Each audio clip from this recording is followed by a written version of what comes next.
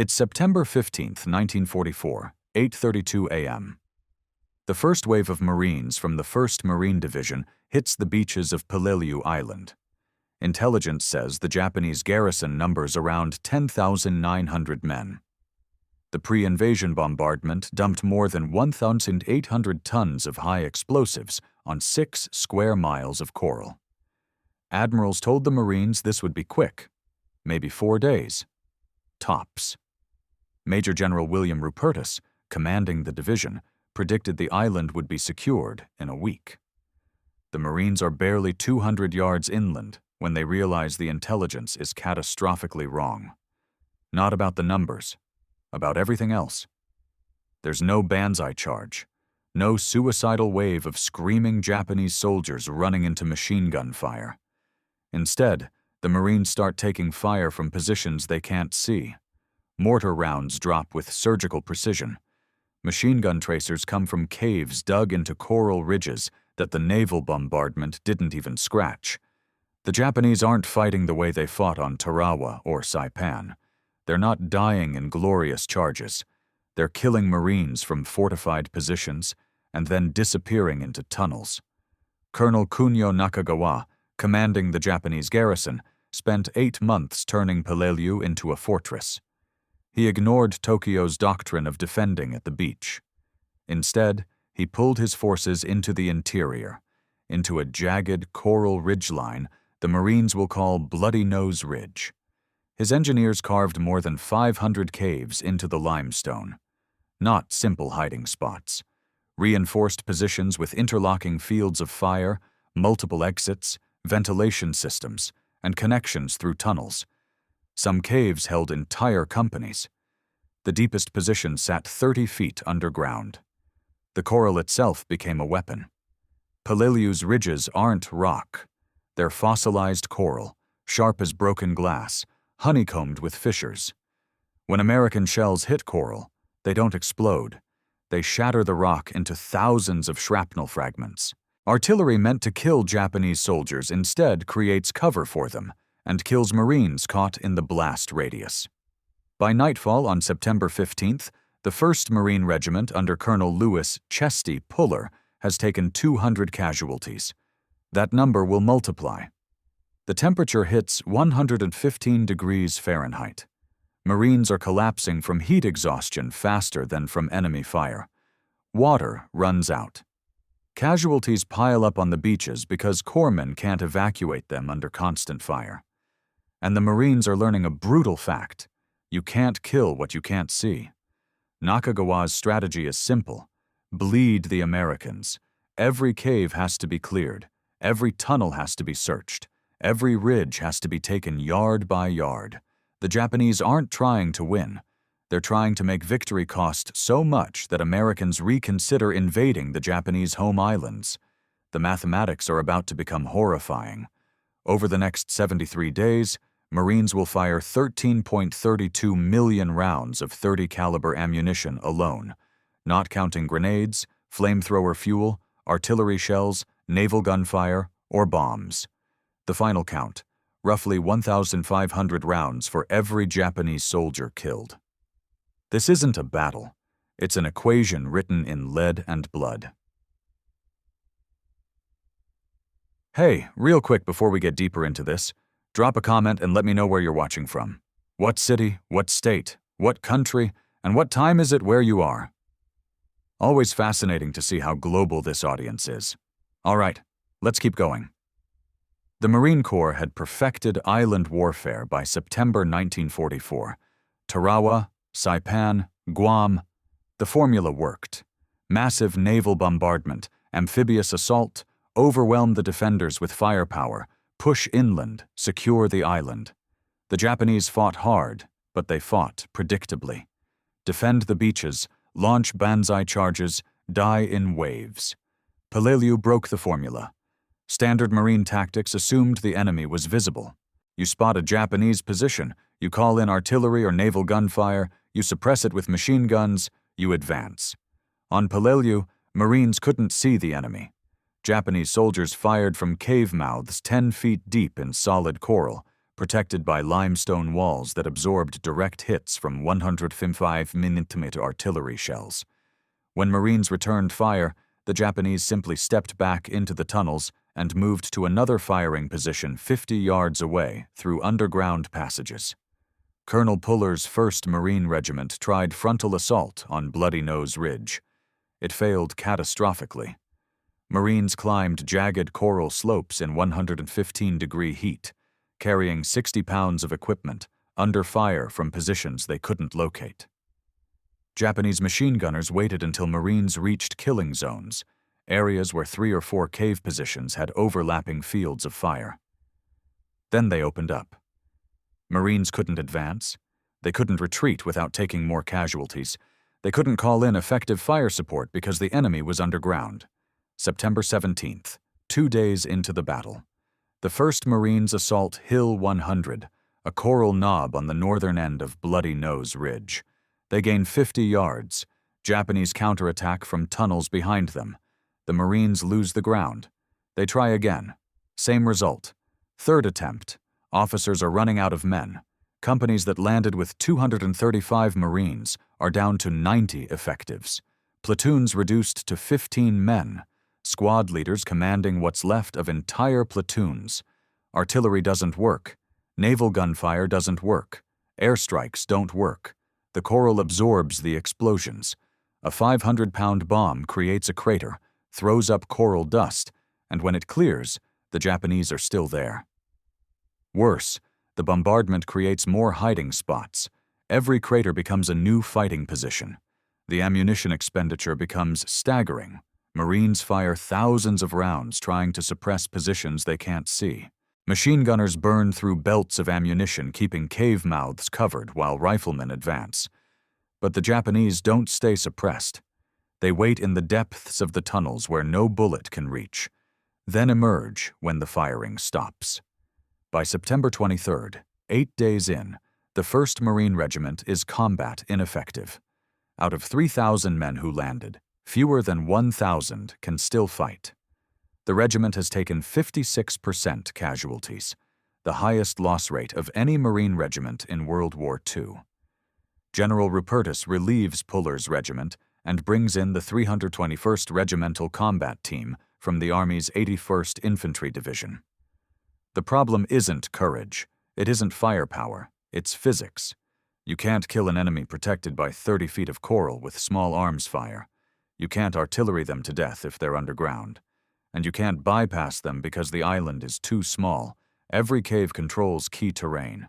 The Marines need a new solution. They're going to have to get close. Impossibly, suicidally close. The solution comes from necessity and a handful of junior officers willing to improvise. Captain George Hunt, commanding K Company, 3rd Battalion, 1st Marines, figures it out first. You can't suppress a cave from 100 yards away. You have to get close enough to kill everyone inside. The tactic that emerges is brutal and methodical. 4-man teams. 1 Marine carries an M2 flamethrower, 70 pounds of napalm fuel, and compressed nitrogen in twin tanks. Effective range, 40 yards. Duration, 8 seconds of continuous fire. 1 Marine carries a satchel charge, 20 to 40 pounds of composition C2 explosive. 1 Marine carries a Browning automatic rifle. 1 Marine carries extra ammunition and grenades. Here's how it works. The bar gunner suppresses the cave mouth. He's firing from 30 yards out, keeping Japanese heads down. The flamethrower operator moves forward. He's the most vulnerable man on Peleliu. The tanks on his back are pressurized. 1 bullet through the tanks, and he's carrying 70 pounds of burning napalm. If he makes it to the cave mouth, 15 yards, sometimes closer, he fires. The napalm stream ignites at the nozzle, shoots into the cave, splashes against walls, ignites everything. Temperature inside the cave hits 2,000 degrees Fahrenheit. Anyone not killed by burns dies from oxygen deprivation. The fire consumes all breathable air. Then the demolition man moves up. He throws the satchel charge deep into the cave, into the tunnel system beyond where the flamethrower reached. Fuse time, 5 seconds. The charge detonates. The explosion collapses tunnel entrances, kills anyone deeper in the system, seals the position. It works. But the casualties are horrific. Private First Class Arthur Jackson, a bar gunner with the 3rd Battalion, 7th Marines, spends 12 hours on September 18th knocking out pillboxes on the airfield. He destroys 12 positions, kills an estimated 50 Japanese soldiers, uses every magazine he's carrying, 2,000 rounds of 30-6 ammunition. He survives. His flamethrower operator doesn't, takes a bullet through the fuel tank, burns to death in front of Jackson. The Corps starts rotating flamethrower operators every 2 days, not because they're dead, though many are, but because the psychological toll breaks men faster than combat exhaustion. You're advancing toward a cave mouth. You can see muzzle flashes. You know Japanese soldiers are aiming at your chest. You're wearing 70 pounds of explosives, and you have to walk closer. By late September, Marines have refined the technique. They add tanks, M4 Shermans carrying 75mm guns, and bow-mounted flamethrowers.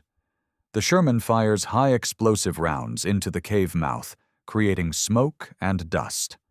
While the Japanese are blind, the tank moves within 20 yards. The bow flamethrower fires. Infantry moves behind the tank, throws satchel charges, clears the position. It's working. But it's slow. Each cave takes 30 minutes to an hour to clear. And the ammunition expenditure is insane. Every cave assault burns through 500 to 1,000 rounds of rifle and machine gun ammunition just for suppressive fire. The flamethrower uses its entire fuel load. The satchel charge is 40 pounds of explosives. Multiply that by 500 caves. The Marines are winning. But they're winning one cave at a time, and each cave costs lives and ammunition the Corps can barely afford. October 3rd, 1944. 18 days into what was supposed to be a 4-day operation. The 5th Marines are assaulting a section of the Umer-Brogel ridgeline the Marines call the Five Brothers. 5 coral peaks, each 200 to 300 feet high, each honeycombed with caves. Colonel Harold Harris, commanding the 5th Marines, has 2,000 men. He needs to take 400 yards of ridge. It takes 10 days. The fighting becomes a nightmare of close-quarters combat and industrial-scale ammunition consumption. Every morning, Marines load up with as much ammunition as they can carry, 200 rounds per rifleman, 1,000 rounds per bar gunner, belts of .30 caliber for the machine guns. By afternoon, they're running dry. Supply parties haul ammunition up the ridges under fire. Some don't make it. The wounded coming down pass ammunition carriers going up. October 7th, Lieutenant Colonel Lewis Walt's 2nd Battalion, 5th Marines attacks Hill 140, one of the Five Brothers. They gain 20 yards. Japanese counterattack from a tunnel system the Marines didn't know existed. Walt's men hold, but barely. Casualty count: 35 Marines dead or wounded for 20 yards of coral. The mathematics are brutal and simple. Each ridge has 15 to 20 cave positions. Each cave requires suppressive fire, minimum 500 rounds, plus flamethrower fuel, plus satchel charges, plus grenades.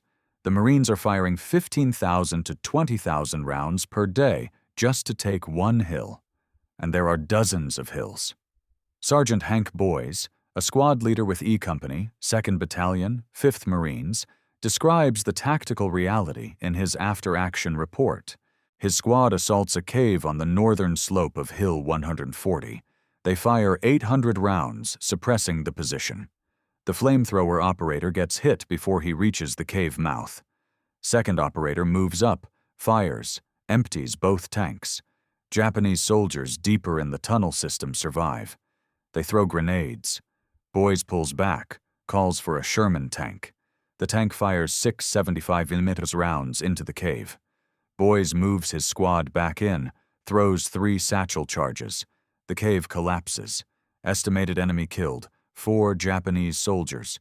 Ammunition expended: 800 rounds of rifle ammunition, 140 pounds of napalm, 6 75mm shells, 120 pounds of explosives. That's 200 rounds per enemy soldier, and that's one of the more efficient engagements. By mid-October, the Marines have pushed Colonel Nakagawa's forces into a pocket of ridgeline 400 yards long and 300 yards wide, an area smaller than 5 city blocks. But Nakagawa still has 1,000 to 700 men alive, supplied through tunnels, fighting from positions the Marines can't reach without taking horrific casualties. October 15th. The 5th Marines are combat ineffective, replaced by the 321st Infantry Regiment. The soldiers face the same problem the Marines did. You can see the enemy positions. You can hit them with every weapon in the inventory, but you can't kill them unless you go inside. The Ummerbrogel pocket won't fall until November 27th, 73 days after the invasion began. The final count: 10,695 Japanese soldiers killed, only 202 captured, most of them Korean laborers. The Marines and Army fired 13.32 million rounds of 30 caliber ammunition. Add in 45 caliber, 50 caliber, grenades, flamethrower fuel, artillery, naval gunfire, aerial bombs. The total approaches 15 million rounds of ammunition and explosives. The math is simple. Roughly 1,500 rounds per enemy soldier killed. The highest ammunition per kill ratio in Marine Corps history. The final butcher's bill for Peleliu: 1,194 Americans killed, 8,010 wounded. The 1st Marine Division landed with 17,490 men. By November, 6,526 of them were casualties, a 37% loss rate. For context, a unit is considered combat ineffective at 30% casualties. The 1st Marine Division effectively ceased to exist as a fighting force. It wouldn't return to combat until Okinawa, 6 months later. And for what? Peleliu was supposed to protect MacArthur's right flank during the invasion of the Philippines. The airfield was supposed to support operations against Japanese forces in the region. But by the time Peleliu fell, MacArthur had already landed at Leyte. Navy carriers provided air support. The airfield wasn't needed. Admiral William Halsey had recommended bypassing Peleliu entirely. He was overruled. The controversy exploded after the war.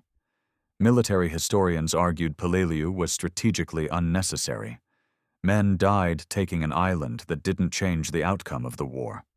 General Rupertus's prediction of a quick 4-day operation became evidence of catastrophic intelligence failure. The 1st Marine Division's commander had sent his men into a meat grinder based on faulty assumptions about Japanese defensive tactics. But Peleliu taught the Marine Corps lessons that saved lives later. The cave assault techniques developed on Peleliu became doctrine. When Marines landed on Iwo Jima 4 months later, they faced the same defensive strategy: fortified caves, tunnel systems, defenders who fought from underground positions. But the Marines knew what to do. Flamethrower and demolition teams were organized before the invasion. Tank infantry coordination was standard procedure. Ammunition supply was planned for high-intensity, close-quarters combat. Iwo Jima was more brutal than Peleliu: 7,000 Americans killed versus 1,800. But the casualty rate was lower because Marines arrived knowing they'd fight an underground war. The techniques cost lives to learn on Peleliu. They saved lives on Iwo Jima and Okinawa. The ammunition statistics changed Marine Corps logistics planning permanently. The Corps had assumed 400 rounds per enemy killed based on previous Pacific battles. Peleliu proved that number was worthless when fighting entrenched enemies in fortified terrain. By 1945, ammunition supply for invasions of the Japanese home islands factored in Peleliu's numbers. Supply ships carried triple the ammunition loads they'd carried in 1943. Modern military doctrine still references Peleliu. Urban combat in Fallujah, cave-clearing operations in Afghanistan, the tactical problems are identical. How do you kill an enemy you can't see, protected by walls that absorb firepower, connected through tunnel systems? The answer is still the same: close assault, combined arms, overwhelming firepower, and acceptance that the ammunition expenditure will be massive. Peleliu's 1,500 rounds per enemy killed isn't a failure of marksmanship. It's the mathematics of fortress warfare. You're not shooting at soldiers. You're shooting at caves, hoping to suppress fire long enough for assault teams to close distance. Most rounds don't hit anything. They buy time measured in seconds, while men carrying flamethrowers walk toward positions designed to kill them. That's what the 1,500 rounds bought. Seconds of suppression, yards of coral, and ultimately, an island that military historians still debate whether America needed. But the Marines who fought there didn't have the luxury of debating strategy. They had orders, they had caves to clear, and they paid the price in blood.